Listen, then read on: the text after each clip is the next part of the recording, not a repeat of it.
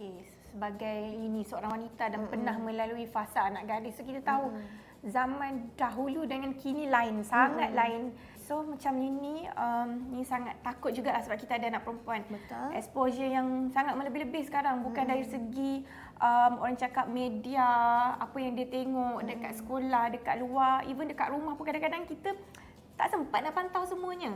Terutamanya telefon. Kadang-kadang kita takkan nak duduk sebelah dia 24 hours tengok apa benda kan. So alhamdulillah ini kalau boleh benda tu kita nak kena control lah.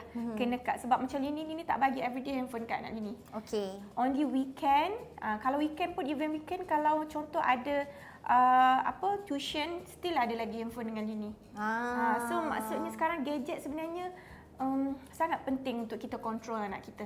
Sebab segala-galanya ada dekat dalam media sosial. Ya, tinggal nak type je apa yang dia nak tahu, apa yang dia nak cari. Lepas tu kadang berkenalan dengan orang tak kenal ke apa. Dan juga Lini sangat takut kalau anak Lini keluar bersendirian kat luar. Lini memang tak lepas.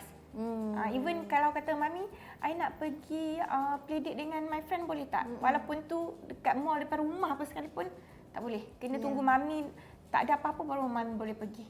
Sekali dengan kakak. Sebab kadang-kadang keselamatan anak ni kan bukan Betul, dekat betul. media sosial je, dekat luar ni pun. Luar pun sangat takut. Ya, lagi anak, kadang bukan anak perempuan je, anak lelaki pun kita susah hati. Ibu pun susah walaupun bukan orang remaja. Takut kita. Kadang bukan anak kita yang bermasalah, tapi kita takut orang pula berbuat jahat, kita tak tahu kan.